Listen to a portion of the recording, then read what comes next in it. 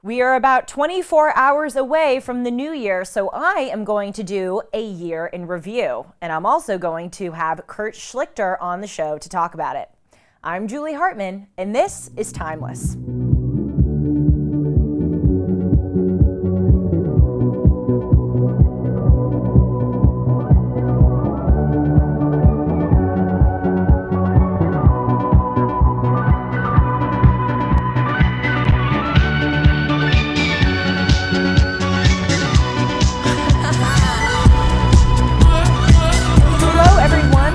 Friday, December 30th, and you can see that I have my New Year's skirt on. I think this is kind of fun and festive for the day before the new year, and I've been inspired to do a year in review show today because, my God, there is so much that has happened in 2022.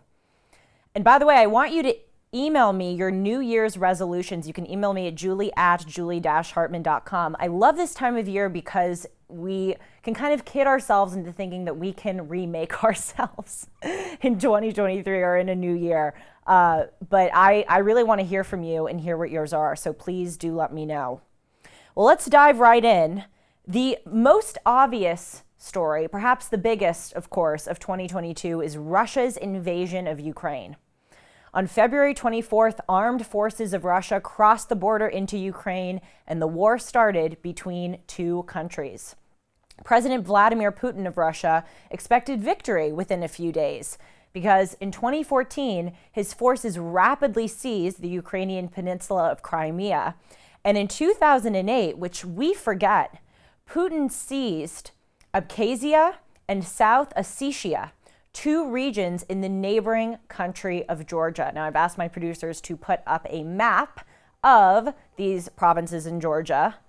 Since then, Russian-backed forces in the pro-Russian Donbas region of Ukraine, which is in the east and includes the Ukrainian provinces called oblasts of Donetsk and Luhansk, had been fighting with Russian support to break away from Ukraine and join Russia. Despite having a military only the fraction of the size of Russia and being poorly equipped at the beginning of the war, we've got to admit that the Ukrainian army and people have resisted impressively and fiercely. Russia is now bogged down in what we would call a protracted war or a war of attrition. Ukraine has received generous funding and lots of weaponry from the United States and from other Western European countries. And in late September, Russia sponsored a sham election in 4 of the oblasts, which, according to the Russian government, voted to be annexed by Russia. So this support is needed, especially now more than ever.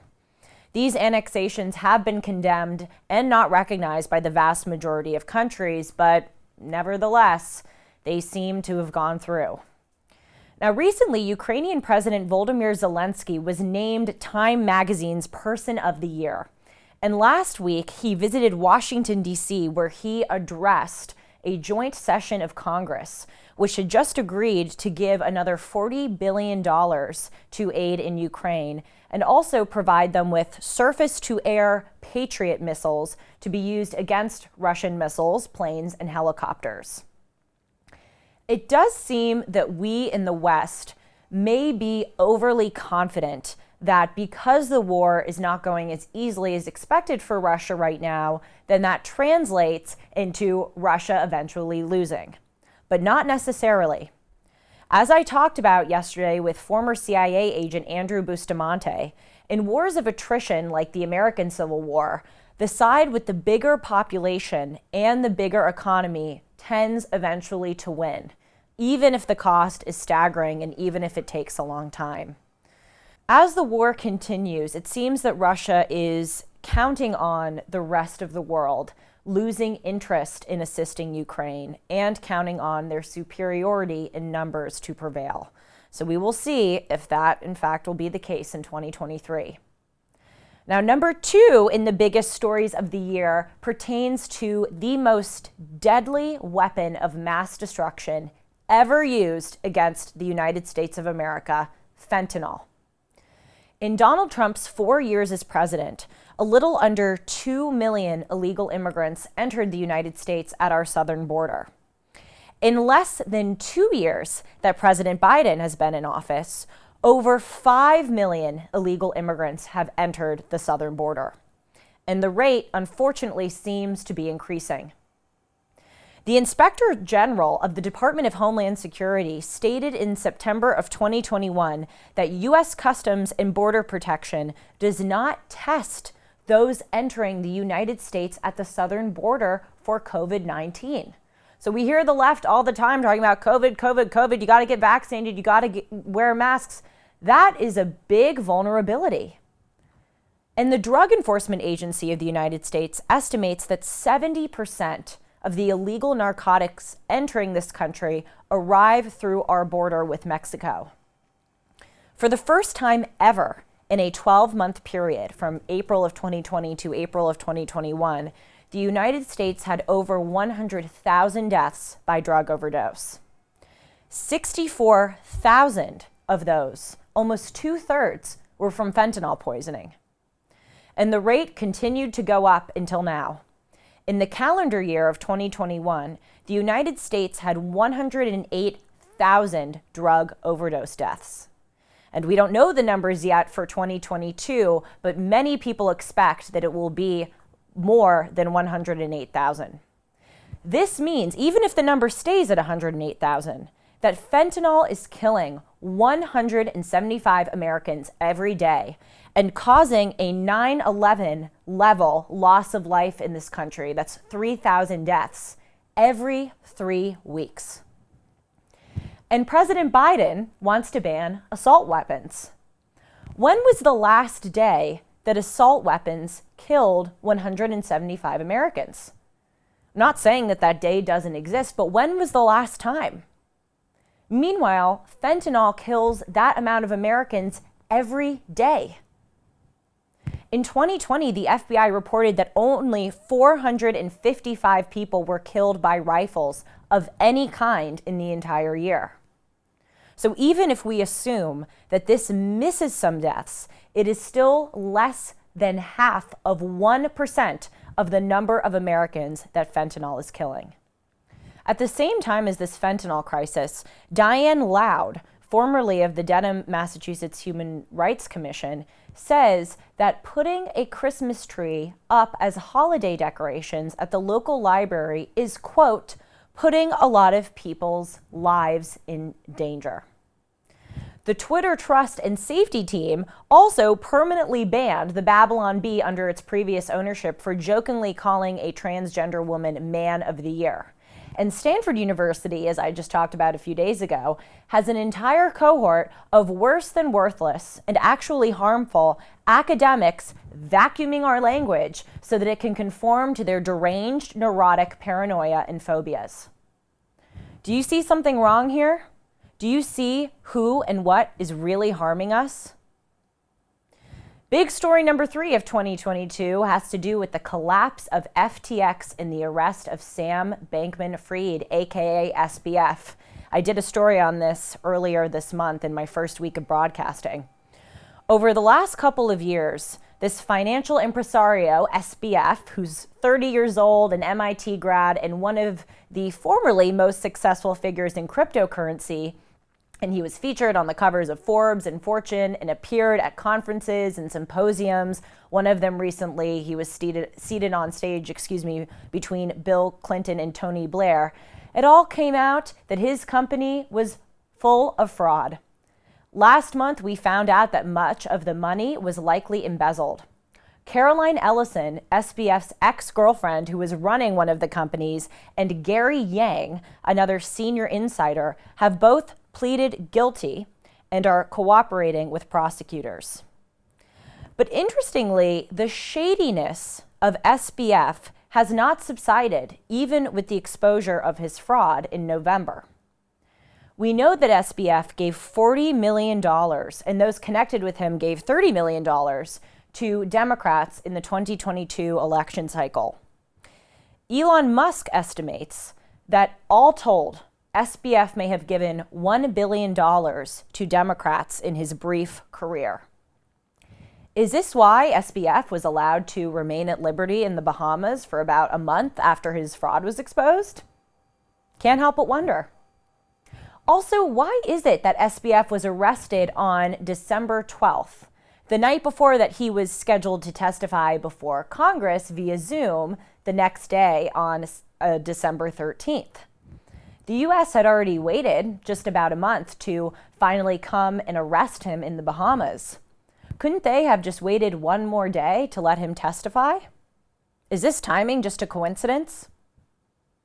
And though Sam Bankman-Fried claimed to George Stephanopoulos to be insolvent, just a week ago, he was able to post bail of $250 million set by the court at his arraignment, which means that someone, who exactly, we don't know, had to put up 10% of that money, or in other words, $25 million in cash.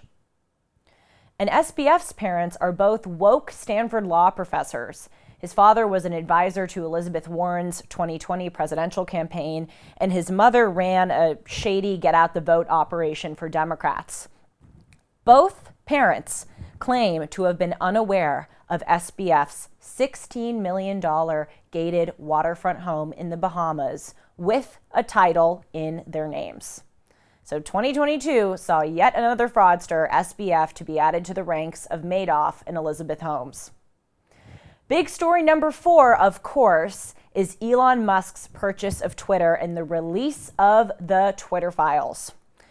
Last spring, Elon Musk, one of the founders of PayPal, the founder and CEO of the car company Tesla, and of the rocket company SpaceX, he was alarmed when he found out that Twitter had suspended the account of the Babylon Bee for, as I just mentioned, humorously calling transgender admiral and Biden administration Secretary of Health and Human Services Rachel Levine, who was born Richard Levine, Man of the Year. Twitter thought that that was offensive to call a transgender woman Man of the Year, and they told Seth Dillon, the owner of the Babylon Bee, that the account's suspension would be lifted 12 hours after they deleted the tweet. Dillon refused to do so, and so the suspension, in effect, became permanent. Musk thought that this was so unfair that he made a tender offer for Twitter at the end of October, and he became the owner and made himself CEO. He immediately fired about half of the employees, including several senior executives, and cut way back on many of the perks that employees enjoyed, including working from home and having free gourmet meals at the company's San Francisco headquarters. Musk also, most famously, selected 4 experienced, respected journalists: Matt Taibbi, formerly of the Rolling Stone, Barry Weiss, formerly of the New York Times, Lee Fang of The Intercept, and author and environmentalist Michael Shellenberger, to expose secrets and misdeeds that had occurred under the prior ownership of Twitter. So far, we know that despite years of denials, including by Twitter senior management under oath in sworn testimony, that Twitter did, in fact, practice various forms of content moderation called shadow banning and search blocking, which made a tweet less visible and more difficult to find. In addition, we know now, thanks to Elon Musk, that Twitter had vague and very easily abusable standards for suspending and banning certain Twitter users. The actions that were taken against certain tweets and account holders, again, we now know, were politically motivated to silence and render invisible conservatives and Republicans, and to help Democrats by suppressing people and information that they did not want the public to see. We know that Twitter, most damningly perhaps, was acting on the instructions of the FBI in many of these cases. There were hundreds of communications from the FBI to Twitter asking for action to be taken against certain tweets or accounts that the FBI didn't like. Elon Musk actually said, astoundingly earlier this month, that the evidence that he has gathered indicates that Twitter was so obedient to the FBI that in 2020 it was acting like a, quote, subsidiary to this federal agency.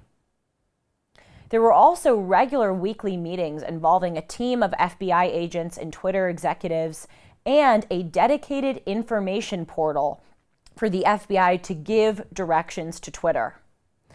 In the lead up to the 2020 presidential election, approximately 10 FBI agents were hired by Twitter, including former general counsel of the FBI, James Baker, who was personally responsible for suppressing the Hunter Biden story, as well as at least one ex-CIA agent and one ex-National Security Agency employee.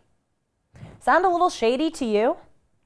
And just as icing on the cake, we know now that in 2020, the FBI paid, that's right, paid Twitter $3.4 million, which looks like a reward to Twitter for being so compliant with the FBI's requests. This leftist bias inside of Twitter, and bias is kind of a weak word to describe it, was responsible for Twitter disabling the sharing feature for the New York Post's story about the Hunter Biden laptop just weeks before the 2020 presidential election. And it was also responsible for banning Donald Trump's account on January 8th, 2021. And so Elon Musk has done us all a really big solid in this year, 2022, by exposing all of this, because these are legal issues given the involvement of the FBI, because under the First Amendment, the government is prohibited from interfering with freedom of speech. So we all anxiously await to see what actions the Republicans will take on this when they reassume control of the House of Representatives in 2023. Let's hope that they immediately get going on that. Now, number 5 story of 2022 pertains to rising inflation, rising interest rates, and layoffs that hit record numbers this year. A few days ago, Mohammed El-Erian, who is the chief economist at the German insurance company Allianz, predicted that a recession in 2023 is a certainty in the United States. And he further predicted that it will be nearly impossible for the United States economy to have a so-called soft landing. In other words, to bring inflation down to be under 5% without further rises in interest rates and in unemployment. The Consumer Price Index, which is a measure of the average change in prices, at the end of November of this year, of 2022, in the United States was 7.1%. But at the end of November of 2021, it was 6.8%. So this proves that inflation is not transient, as many of our economists say.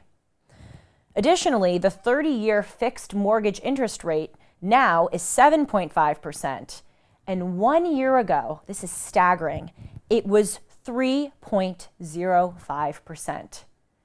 This is an incredible increase in just 1 year, and it will cause home prices and home sales to decrease, which is especially troubling given that we already have such a shortage of both owner-occupied and rental housing. And layoffs have risen to 6% in the first 11 months of 2022 compared to the first 11 months of 2021. Now, a mass layoff is defined as a layoff of at least 500 employees in a 30-day period, or at least 1/3 of the company's workforce in a 30-day period if that 1/3 is less than 500 employees. So according to that definition, here are the following companies that had mass layoffs in 2022. Amazon, DoorDash, Meta, also known as Facebook, Twitter, Zillow, Peloton, Snapchat, SoundCloud, Netflix, Carvana, Compass and Redfin, Coinbase, DocuSign, and Lyft. And the companies that had large layoffs, not rising to mass level layoffs, were Tesla, Ford Motor Companies, 7-Eleven, Vimeo, Shopify, and Loom. Unemployment now in the United States is between 3.5 and 3.7%, and the Federal Reserve expects that unemployment in 2023 will rise to about 4.6%. Now, finally, in 2022, it seems this year that the left has taken off its mask entirely, and not the COVID-19 one. In September, 48 mostly Venezuelan and Colombian refugees arrived by plane on Martha's Vineyard, an island with about 17,000 year-round residents, but it can also swell to about 200,000 residents in the summer. And according to the 2020 census, there are about 17,530 housing units on Martha's Vineyard, about half of which are unoccupied in the off-season. So again, as I said, year-round, the population is about 17,000. So in the winter, many houses, and there are extravagant, huge houses like Barack and Michelle Obama's on Martha's Vineyard, those houses are either unoccupied or have one occupant. In addition, an important fact to know about this story is that Martha's Vineyard has signs that are unique to the island that read, "We stand with immigrants. We stand with refugees, with indigenous peoples. We stand with our community. All are welcome here, and hate has no business here." But within less than 2 days, all 48 of these refugees, whom the liberals, virtue signalers on the Vineyard claim to love, were deported to a military base on Cape Cod. So let's listen to an explanation by someone who runs a homeless facility in Martha's Vineyard. Her name is Lisa Bell Castro, as to why they sent just 48 of those migrants away. Right, we don't have the services to take care of 50 immigrants, and we certainly don't have housing. We're in a housing crisis as we are on this island, and so we can't house everyone here that lives here and works here. We don't have housing for 50 more people. So that is our primary crisis. We have this emergency shelter set up, and it's working wonderfully. If you stand with immigrants, again, can't you just make room for 48 of them? Now, another damning example of the left's mask coming off is what happened recently with the Bureau of Labor Statistics, which I doubt any of you know about because it's been hush-hush despite being a big scandal. Under the U.S. Department of Labor, the Bureau of Labor Statistics is run by hyper-partisan Democrat and ex-Boston Mayor Marty Walsh. And it announced in July of this year that 1 million jobs had been created in the period from April 1st to June 30th, which is the second economic quarter. President Biden used this stat to brag, and it got enormous media coverage. In fact, President Biden released a statement in July of 2022 about this Bureau of Labor Statistics announcement in the midst of the midterm campaigns to try to convince the public to vote Democrat. So let's hear what he said. He said, "Today, we learned that our private sector has recovered all of the jobs lost during the pandemic and added jobs on top of that.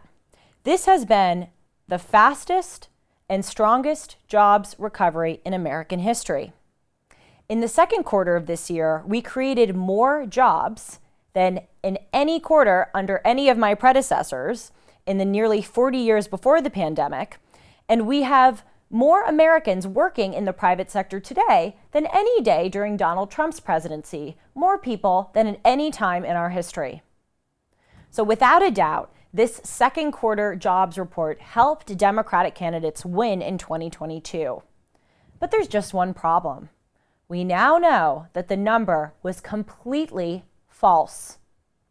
The Bureau of Labor Statistics said this week, quietly, that only 10,000 jobs were created in the second quarter. Oh, well, not a big deal, right? 10,000 versus 1 million, who cares? Because like so many other institutions, the Bureau of Labor Statistics, which used to be nonpartisan and honest, is now just an appendage of the deep state, and it works on behalf of the Democrats to say anything that helps the left and harms the right. In October, the Bureau of Labor Statistics said that 1 million jobs were also created in the third quarter. Are we going to find out in a few months that this was also a lie? Does anybody in the media care or report or even know that on such a basic fact of the economy, employment and job creation, the government agency responsible for honest information is lying to the public? President Biden lies every day, all the time. Our Homeland Security Secretary, Mayorkas, lies that the border is secure. Our Press Secretary, Karine Jean-Pierre, lies, as she reads, claiming that President Biden most recently has visited the southern border since he took office. Treasury Secretary Janet Yellen and all the economists in the government lie when they tell us that inflation is transitory. Nicole Hannah-Jones of the New York Times lies to tell us that the purpose of the American Revolution was to preserve slavery. And countless left-wingers lie when they make it seem that the United States is unique in practicing slavery.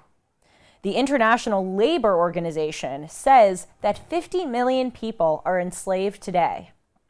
But leftists won't talk about that because it's all in non-white, non-Christian, non-capitalist countries, so it doesn't matter.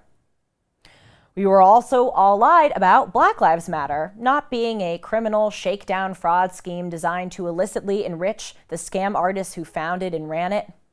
We were lied to about Michael Brown saying hands up, don't shoot, about police targeting African Americans, about new voting laws in Georgia being Jim Crow 2.0, even though Georgia had the biggest voter turnout ever with no apparent issues or controversies. We were lied to about Donald Trump and Russia, about Donald Trump and Ukraine. We were lied to about the accuracy of the Steele dossier, which they hid from us that it was a paid scheme by the Clinton campaign, who hired a law firm, who hired Fusion GPS, who hired Christopher Steele to make up these lies that nevertheless were used by the FBI as the basis to spy on the Trump campaign. We were lied to about Joe Biden not being involved in or knowing about his son's sleazy business deals. We were lied about the efficacy of the vaccine. In October of this year, one of the executives of Pfizer testified before the European Parliament and said that at the time that the vaccine was rolled out, they had zero evidence that the vaccine impacted or prevented transmissibility. We were also lied to about the non-efficacy of ivermectin and hydroxychloroquine, which we now know are, in fact, effective measures against COVID-19. We were lied about the origins of COVID-19 and about the CDC funding gain-of-function research. You know, again, just to name a few. The saddest thing is that with all of this coming at us, at this moment in 2022, it seems that we Americans have lost the ability to react appropriately to this avalanche of deception. The people behind these lies know that we simply cannot process being lied to on such a continuous, gargantuan scale. So we will either start believing some of the lies or just stop paying attention completely. But we cannot do that. Here to talk with me more about 2022 in review is Kurt Schlichter. He is a trial lawyer, a U.S. Army veteran, a political commentator, and the author of, among other things, hilarious political humor ebooks, including I Am a Conservative, I'm a Liberal, Fetch My Latte, and 50 Shades of Liberal. Kurt, hello, Happy New Year. Welcome to Timeless.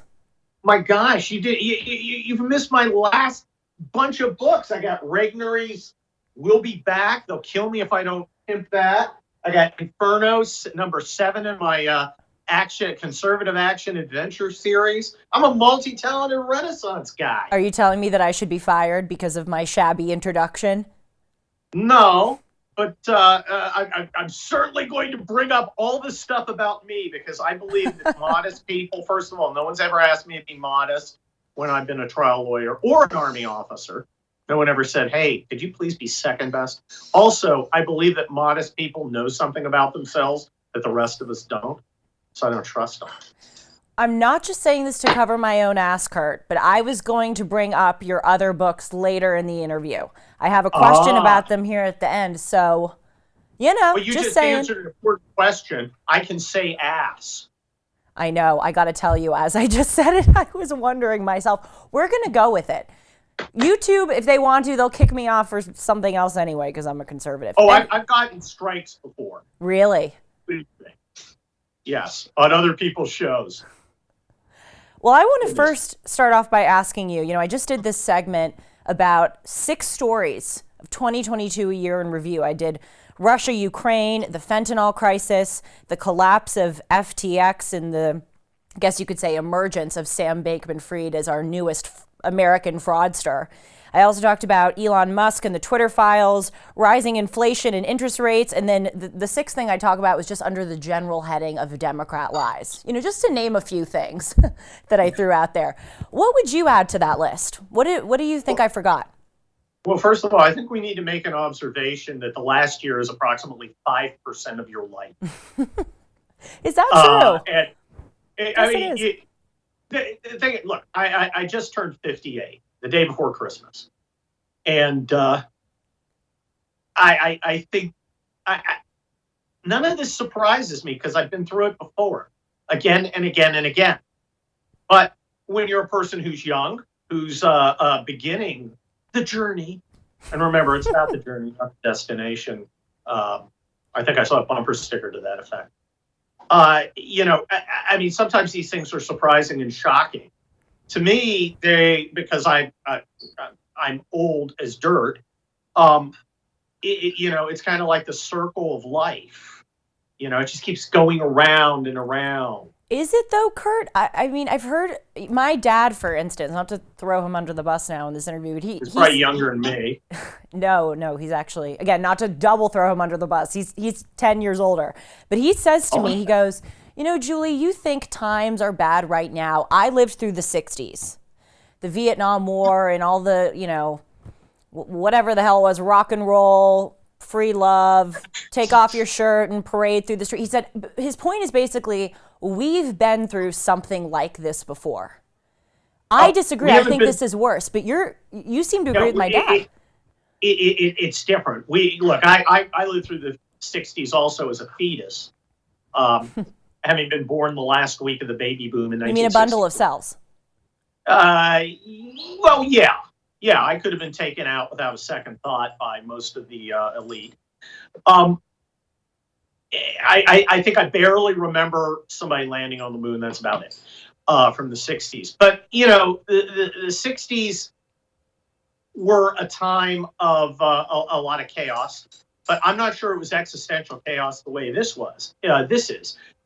But then again, if you go back to the 1860s, we had an actual civil war.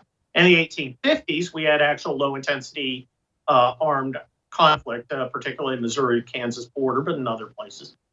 So, we've had some times when it has been a foundational challenge. And I think now we are in a foundational challenge. And I'm optimistic, and I think we're going to get out of it without a bloodbath, which is nice, because I'd actually served in the ruins of a civil war. And I'm against them. But it does, it's something to take seriously, and it is a dangerous time.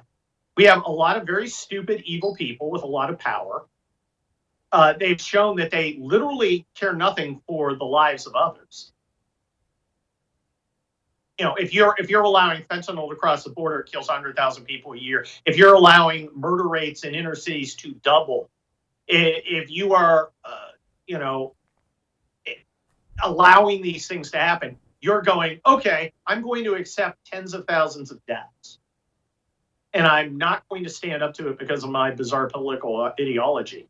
Well, that's troubling, particularly since these are people who for now control our institutions. Mm-hmm. But of course, they're stupid people and they're bad people, and they're going to destroy the institutions they take over, which will lead to the rise of other institutions, which I hope are controlled by people like us.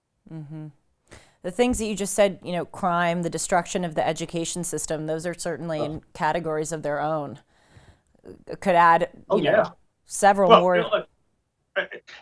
Look, the education system is supposed to be the way we transmit knowledge. You're famously a Harvard graduate. Harvard Famously, is I'm garbage. happy to hear that. No, Harvard is garbage. It is a curated group of borderline communists passing on their poison. You've resisted it. A lot of people do resist it, but the idea that it's somehow something to be aspired to. None of our academia is. I mean, my gosh, when I get calls from UC San Diego saying, "Hey, can you give me money?" I always answer, "Do you believe in free speech and that there are two sexes?" And the person on the other end, who's often a student, begins crying because I've been mean, and my work is done. The thing is, look, the institutions we used to believe in, the institutions that to some extent identify us, because I'm running around. I got 2 graduate degrees. I got a bachelor's degrees, are fairly prestigious among the credentialed class, and I just despise them and have nothing but contempt for them. And we're going to have to create our own new institutions on the ruins of what we had before. But we're basically going to have to skip over the last 50 years and reach back, maybe as far as ancient Rome and Greece, certainly to the ancient Hebrews, to get to eternal truths again. I'm kind of excited about it. I like being around when it's in a crisis. It's much more interesting than like the 50s, where we're just kind of like on an upswing, and except for the whole nuclear war thing, everything's pretty good.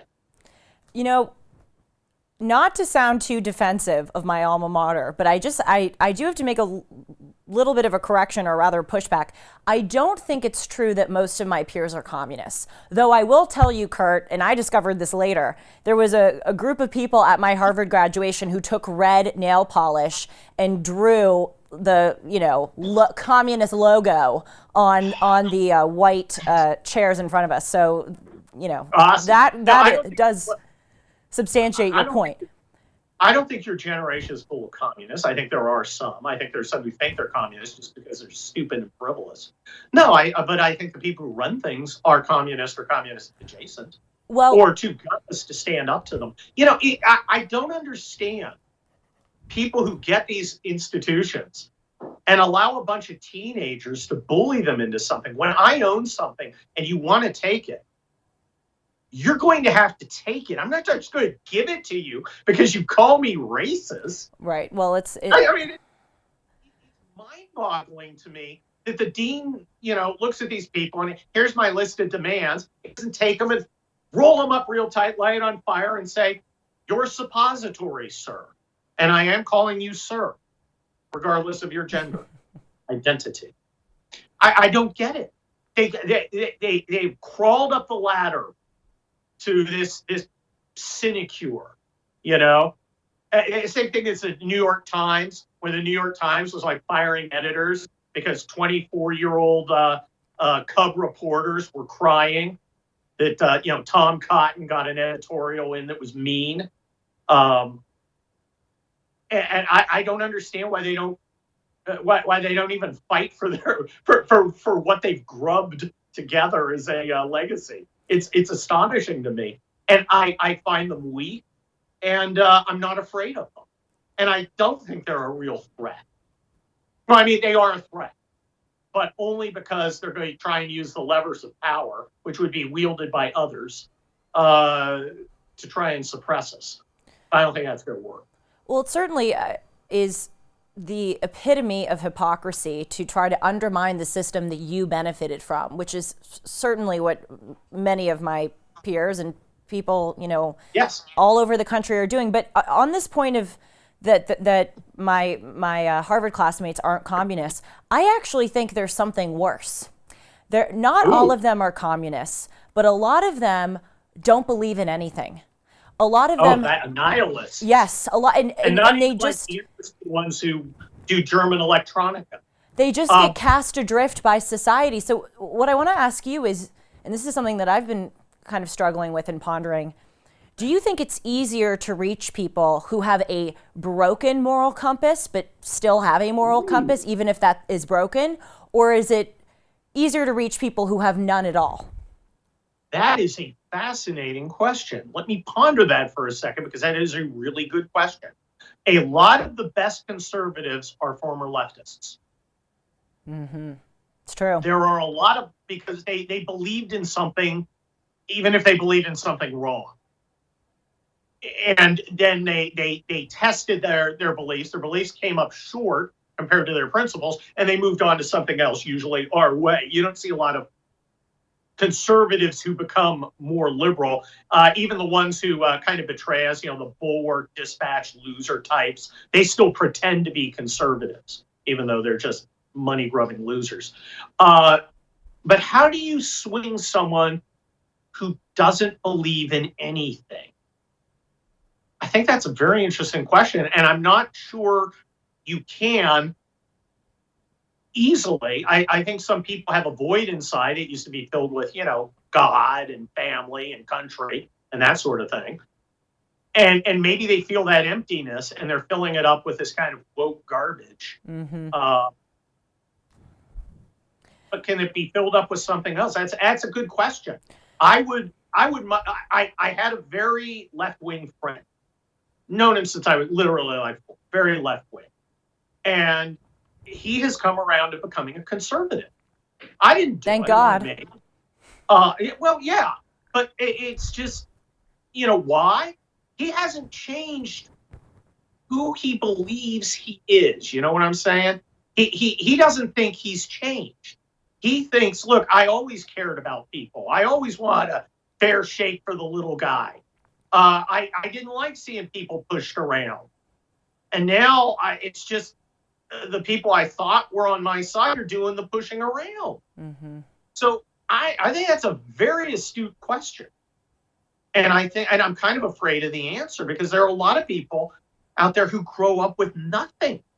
Yes. That scares me more. Video games, pornography, and SSRIs. Yes. That scares me more, because there seems to be among people my age a resignation towards life. And Kurt, one of the things that I like about you, and I'm just meeting you now, is I read your columns, and you make really great and serious political arguments. And then look at this conversation right now. You're so funny. And just before the segment, we're joking around. You have vitality. You have humor. I don't believe you have to be a bow-tied loser virgin to be a conservative. Yes. I don't believe you have to be a geek. And that used to be a thing. That used to be the conservative geek style with a little bow tie and everything. Andrew Breitbart came along, blew that all away. I blew it away years before on my own, but I wasn't as prominent as him. But I was certainly attracted to what he had, and we actually became friends. And I'm just one incredible guy. And look, I like to think of myself as a street conservative. If you want to, I would sit there in slack-jawed silence listening to someone like Victor Davis Hanson talking about the classics. I mean, I have some understanding of it, but not the kind of in-depth understanding a lot of conservatives at one time would aspire to. I'm much more, look, I'm an infantry officer. I'm much more about closing with the enemy and destroying them through fire and maneuver. And I like many of the hardcore guys like me, I wouldn't say I'm uncomfortable with the highly intellectual aspects of what conservatism used to be. But that's just not my scene. My scene is getting in there and throwing a haymaker. And, if you look at I wrote an article recently for Town Hall on 1,800 words on the decline of Mitch McConnell. And if you look at, I think there's a lot of very serious elements in there. And I've got to be a serious person. I mean, I'm a litigator in courts. I write briefs for judges. I've argued in front of the Ninth Circuit. Do you take the humor hat off when you're there, or do you keep it on? Yes. Yeah. Humor is a weapon system. I'm a colonel. I control weapon systems to gain the effect I want. And a weapon system could be artillery or logistics or communications or whatever. In the pundit world, humor is simply a weapon system. and that's you use it where it's appropriate. Same thing in law. Uh, emotion is another system. Uh, the law itself, a good hardcore legal argument. That's a system. It's all about a symphony, and you're a conductor using what you have. And I've had a chance to do a lot of things. I was 27 years in the military. I've been a stand-up comic. I've had a law firm, so I run a business. I've been a lawyer. I've been a writer. I've done a column. I've got to live on 3 continents. I've got to travel. I've been incredibly blessed with a breadth of experience, which gives me a lot of tools I can use for whatever I'm doing. And I find there are a lot of people like that in conservatism. I mean, you look at somebody like Des Prager, his life it's not just, I got on the radio and say stuff. No, it's so much more than that. And he draws from it. And if you listen to him enough, you'll hear about his upbringing. And then you'll see that he's writing, books on the key books of the Old Testament. I love the ability to leverage different angles. I think he does that. I think a lot of the prominent conservatives are able to do that. Bringing this discussion back to the 2022 year in review, I really do think that this is our problem. Our problem is the flattening of the American soul. That there are so many people who I think too much and have made their entire lives one-dimensional and political. It seems like as a society, we've gone insane. I mean, we're taking the healthy breast tissue off of children. We're opening our, there are things that are happening right now that you could not make up. Well, I did make them up in my books, the People's Republic series. I literally did. And then they started coming true. And I was making the modest proposal. I was trying to be crazy to make it a point. I was trying to exaggerate. And the stuff keeps coming true like this. My God, if you had told people 5 years ago, they're literally going to castrate little boys because their Chardonnay swilling suburban moms have decided that they're, Munchausen by proxy, it requires them to pretend that their boy is now a girl. And people would get a butterfly net out and haul you away. But now that's a real thing. People are mutilating children. I mean, think about that. We hanged people for doing that in World War II. I mean, my gosh. Mm-hmm. But it's not crazy in the sense that it's perfectly rational if your goal is the destruction of society or, somehow seeking personal fulfillment, which I think a lot of this is. I think the entire trans nonsense is about people trying to become interesting because their lives are, as you say, dead. There's nothing there. So I'm going to make myself interesting by cutting apart my daughter's breasts so that now Sue is now Sam. And now I'm interesting because I'm Sam's mom. And of course, Sam being a little kid just wants to please mom. Mm-hmm.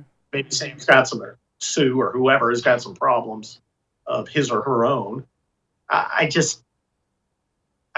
don't want to excuse it by saying that these guys are pathological. I think they are immoral and evil. And they're certainly doing evil.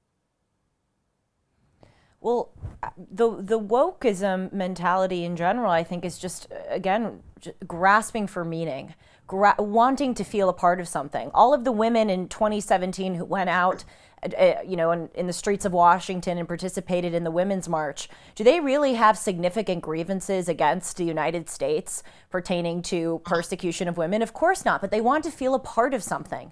So, they also want to seize the moral high ground. Of course. So they can boss other people around. Look, it's a way for the powerless to get power because our society is, soft, and no one has turned around and said, "Shut up." Mm-hmm. Oh, you're sexist. I don't care what you think. Shut up. Get out of my face. Stop whining. You're an idiot, and you're embarrassing yourself and me by being seen talking to you. I think we need a lot. Look, one of the problems with Americans, and I've lived overseas, where we have this ugly American thing where the American's supposed to be this blundering, rube who just stumbles into everything like a bull in a china shop. No, that's absolutely not true. Americans are the nicest people. I remember we had our UN in Kosovo, 37 countries there. Of course, the Americans were the biggest. We had the attack helicopters. If we wanted to put our foot down, we could. We were bending over backwards. If you had some Finnish major who was upset, we'd run around trying to, console this, Helsinki resident. Hey, we don't want to cause any trouble. We want to be cool. We're the nicest people. Occasionally, we had to be not so nice. I would often get that joke. Kurt, you got to go lay down the law. But the fact is, Americans don't like to hurt people's feelings, and they don't want to interfere. They don't want to intrude. They are very much live and let live. But see, that whole live and let live deal, that got broken because the other guys are supposed to let live, but not us. Mm-hmm. We're supposed to obey. If we're normal people, we're supposed to shut up, work hard, pay our money, and not presume to have anything to say in our own governance. And as for our traditional views, well, you're bad people, and you're morally incapable of exercising any kind of a personal autonomy. Mm-hmm. And I Americans as a whole need to simply reject that concept and say, hell no, you're stupid, you're greedy, you're inept, and I'm not going to do anything you say. And I don't care what you think. That's the thing. Sometimes I think that we are too nice to the people with whom we disagree. Certainly, I am an advocate, as I'm sure you are, of civility. But I really take your point to heart that you've got to, I mean, this has gotten to the point where it is so absurd and so corrosive. Why don't we start canceling them, Kurt? Look, not a bad idea. Look, I am not for civility, and I'm not for principles, because I have learned through experience that those have become weapon systems to be used against me to restrain my ability to protect my interests by people who do not feel similarly constrained. George Santos, that guy. Remember, this is the guy. Pretended to be gay, wasn't gay. Lied on his resume. Doesn't sound like a great cat, huh? I hope he's in Congress forever, because I refuse to have a system where I lose power to based on some sort of principle. It doesn't apply to the other side. When this guy pretends to be an Indian, when this guy pretends he personally won the Vietnam War, when this guy drives a girl into a pond and lets her drown. Oh, I know. Then you tell me about it. I'm not going to be a sap and a sucker. If you want principles and civility and all that, that's fine. Let's make that the rule, but there's got to be one set of rules. Here's my principle. I'm not going to do anything that's going to make me less free, ever. There's my principle. Speaking of freedom, tell me more about your time in the Army.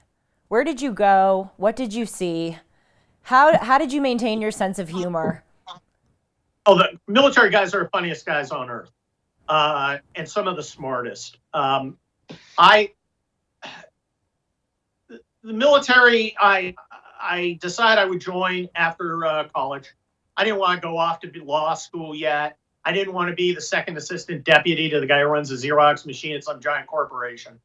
I was going to, my family had been military. I decided I was going to go military. I was going to go Army, not Navy, like the rest of my family did. Had to have some independence. And I went in as a private. And I went through basic training, so private. Then I went through officer candidate school, became a lieutenant. Trained up some more, went to airborne school, went over to Germany, became a platoon leader, ended up in Desert Storm as a platoon leader. I ran a heavily armed car wash.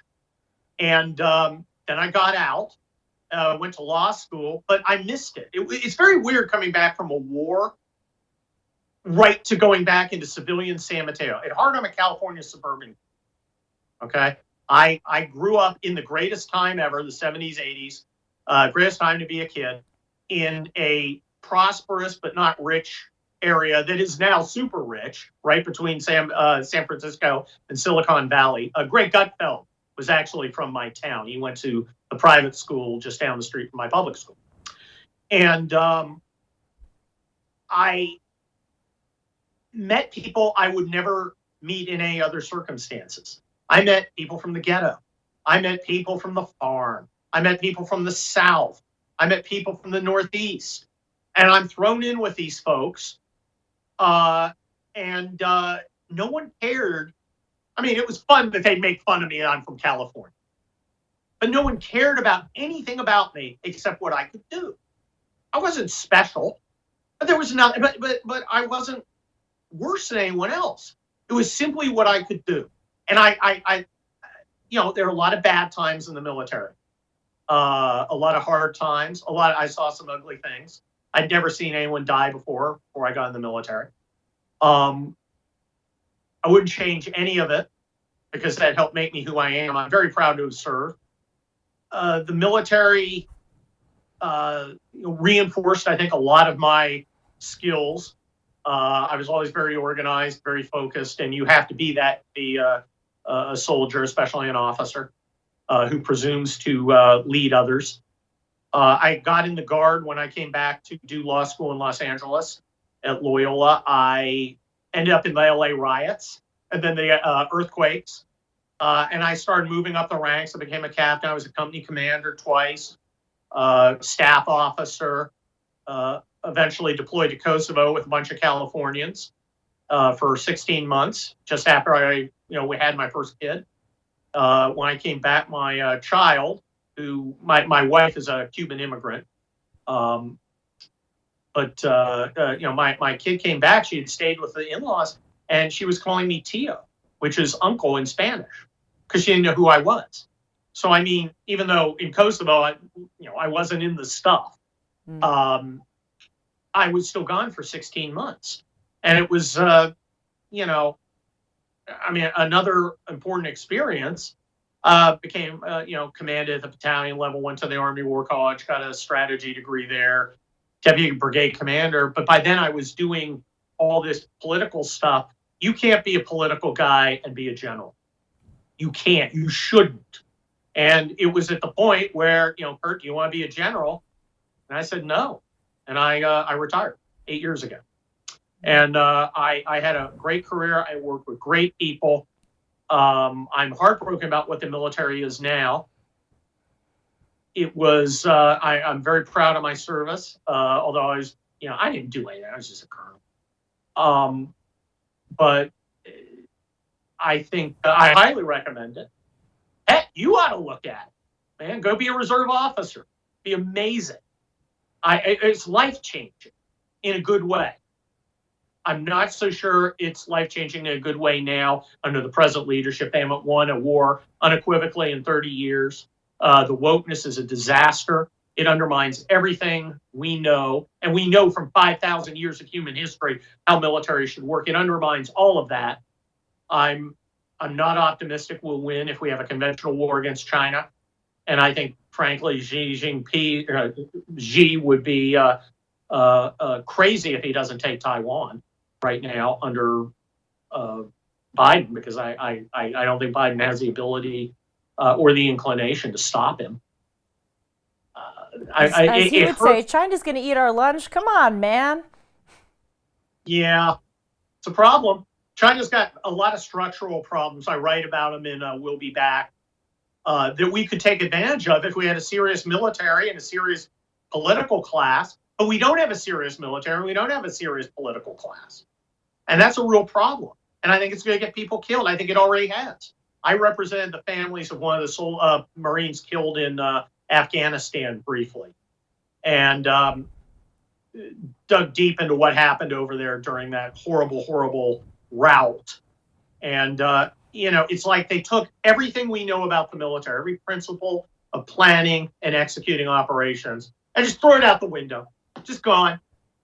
I mean, they had, it's hard to express, Julie, to a civilian how precious time is. If you gave me, they knew they were getting out of Afghanistan 6 or 8 months. Do you know what I could do with 6 or 8 months? The operational cycle's 1 or 2 days. If I get 2 days to plan a brigade operation, I mean, I'm in heaven. 6 months, though. I mean, holy cow. And they botched. It's a very good New Year's resolution for all of us. Appreciate the value of time. Speaking of time, we are almost out of it in this interview, but just to cover my ass, just kidding. I do want to ask you about your books. I have read your book, People's Republic, because I'm a bit of a Sinophile. I just coined that term. Is that a legit term? Sinophile. Interesting. I like it. There's a lot with the Chinese in the other 6 books, and I'm writing the 8th one right now. I hope you liked it. I did. It came about because Andrew Breitbart said we have to make our own culture, and I just thought that was brilliant. B, I was bored. You know, I love airplane books. I love a book you can open on the airplane. There's adventure and people in action and stuff, and you have a good time, and then you land and you go off and you do your thing. I wanted to write a book I wanted to read. I wanted to write a book that was funny, that was interesting, that would teach a little. Some of the other books go a little more in depth into things like military stuff. And I've had a chance to talk to people about some technical skills. For instance, if you want to know about blowing up a bridge, well, another book has some of that, but not enough so you could actually do harm. Just enough to be, I like something that makes me laugh. I like something that's exciting. I like something that teaches me some I didn't know. And I tried to put that in the books. And I think, I've sold a large number of books. And I think that means people like them. I'm real happy with them. I'm glad you enjoyed it. I hope you look at the others. I certainly will, and I encourage all of you to do that. Kurt, where can people reach you? Or do you not want people reaching you? I love people reaching me. My DMs are open on Twitter at Kurt Schlichter. You can read my columns on Town Hall every Monday, Wednesday, and Thursday. I have a locals page where I put everything up. Just Google Schlichter, you'll find me. Kurt, thank you so much. Sorry, didn't mean to cut you off. Well, see, I really should be fired. I'm the world's worst guest because it's like, here's the plan, and I'm like, I don't want to. No, you're fun. You're fun, and apropos of our conversation, I appreciate people with vitality because we don't see them anymore. Kurt Schlichter, thank you for coming on to Timeless. I'm going to have you again soon, and we got to talk about China. Okay, Julie, looking forward to it. And Happy New Year. Thanks for having me. You too. Thanks for joining us today. And remember, like a sculptor starting with a block of clay and the tools to form it, each of our thoughts, choices, and actions shapes who we are. So let's think clearly, choose wisely, and act with principle and determination. See you all in 2023 and Happy New Year.